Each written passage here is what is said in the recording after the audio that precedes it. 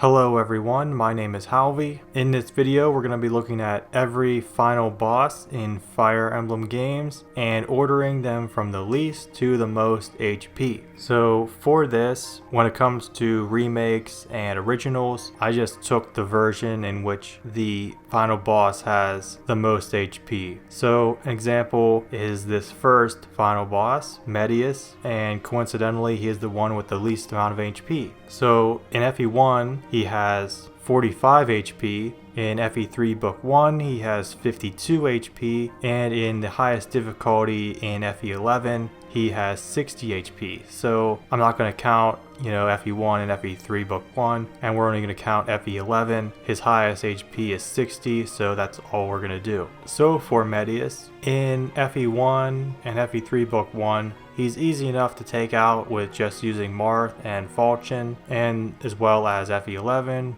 However, in FE11 you can also use Tiki and Nagi as they are effective against Medius. Then the next final boss is Takumi in Conquest with 75 HP. So the thing about Takumi is that he benefits from both attack and defense stances at the same time when you fight him, which can make it difficult to take him down as he'll build up his guard gauge and he'll also dual strike. Next is Idun from FE6 with 79 to 80 HP. So Roy kind of destroys her with the Binding Blade, and also if you use the Binding Blade to kill her, you get a special post-credit scene, which I like a lot. These next 5 final bosses are all tied at 80 HP, so we'll just go through them in the order in which they appear in the series. So first we have Julius in FE4. So the best way to fight Julius is using Julia with the Book of Naga. If you missed out on Julia though, Seliph also could work if you have a good Seliph, and also if you have other good units, physical units, you could take him out slowly with one of them. Then in FE5,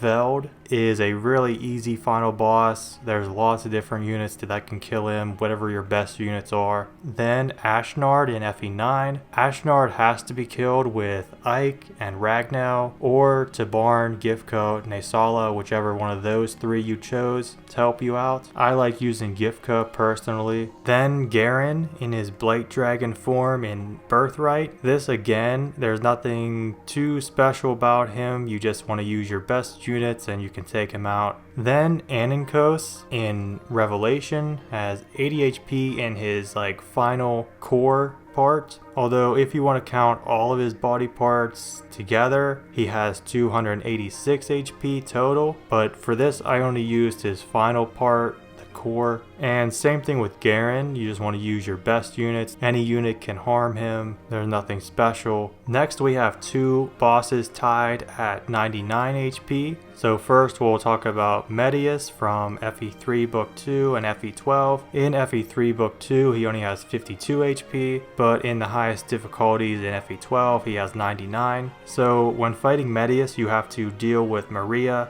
Ellis, Nina, and Lena first. So you can either talk to them with the specific person or kill them. If you don't kill at least one of them, you can't even attack him at one range, and they also heal and revive him, I think. I never let it get to that point personally. Then I would say Marth is your best unit to fight him with using Falchion. Tiki and Nagi don't deal effective damage in at least FE12. Then we have Grima from Awakening with 99 HP.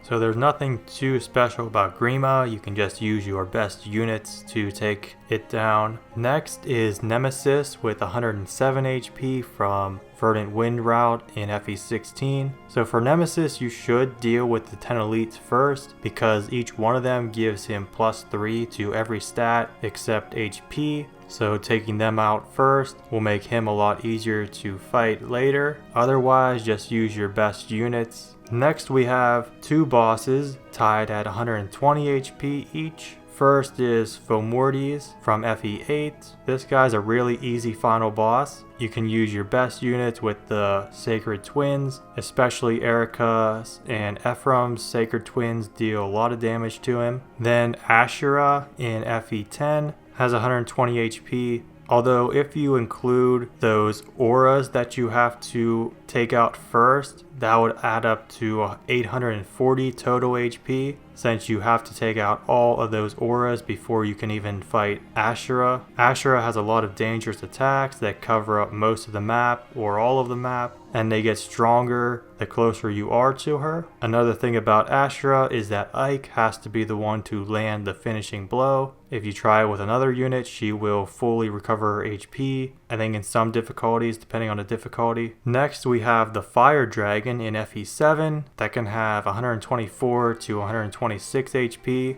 Your best options for fighting the Fire Dragon are Athos with the Luna Tome, and then the Lords, well, more specifically Eliwood with Durandal and Hector with Armads. And you can also use Phyllis Might if you have it to increase your attack. Then we have Duma from Gaiden and Echoes with 200 HP. So Duma has the highest single bar of HP in the series, but there are other bosses that have multiple HP bars, and for this video I added all those HP bars together to get one total max HP. So for Duma, anybody can damage him until he gets to 52 or less HP. Then after that, only Alm can damage and defeat him. Also though, only in Gaiden I think Nosferatu can kill him as well. And you know you're gonna kill him when Alm tosses his shield in both games. Next, this is a DLC boss, but I decided to include it anyway. We have the Umbral Beast from the Ashen Wolves route in FE16.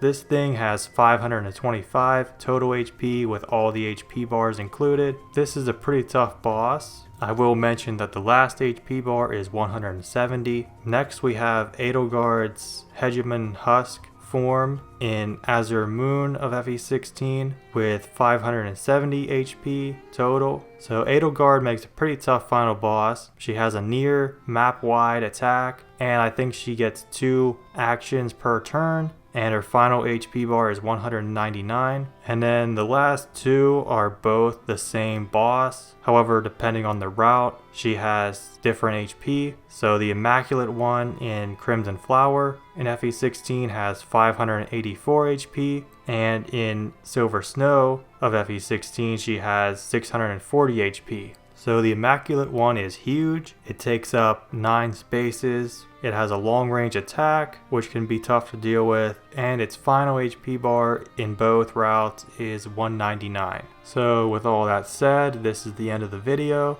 If you enjoyed it, like, comment, subscribe, and have a great rest of your day.